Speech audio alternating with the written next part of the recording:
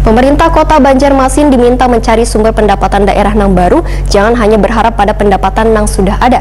Salah satunya lokasi parkir di kawasan Lingkar Selatan, padahal sudah setahun lalu ditimbun, namun hingga wayah ini belum tuntuk. Jika nantinya sudah tertimbun rapi, maka bisa difungsikan sebagai lokasi parkir.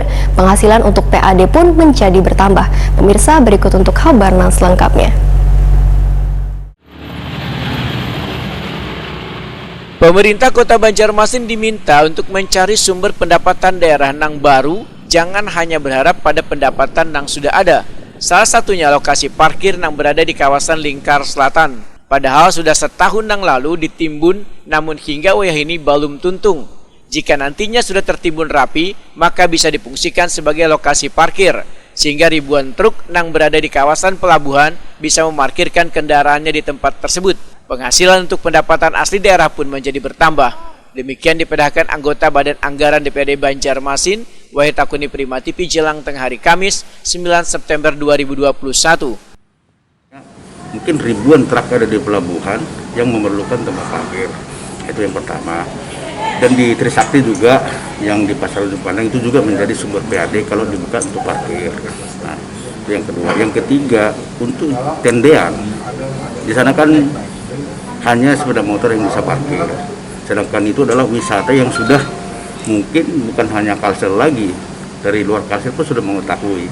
Tapi untuk lokasi parkir mobil itu masih sangat minim, hanya di pinggir jalan. Nah, ini perlu pemerintah memikirkan apakah dengan membebaskan rumah yang di sana atau bekas dinas pendidikan seperti yang disampaikan kawan tadi itu yang dikosongkan. Nah, akhirnya mobil-mobil yang datang dari luar kota, bahkan dari luar provinsi itu bisa parkir di sana untuk menikmati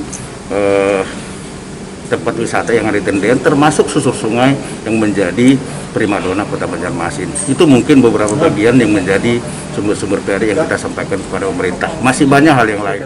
Politisi PDI Perjuangan ini pun menegaskan, instansi terkait, baik itu Dinas Perhubungan maupun Dinas Pariwisata atau lainnya, harus bisa mengubah lahan menjadi sumber pendapatan yang baru.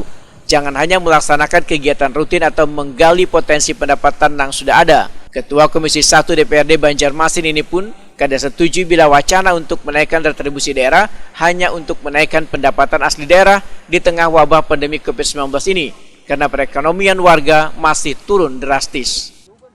Masyarakat sekarang ini kan masih kondisi keadaan begini, apalagi PPKM juga masih diperpanjang sampai September. Saya rasa itu tidak menjadi solusi.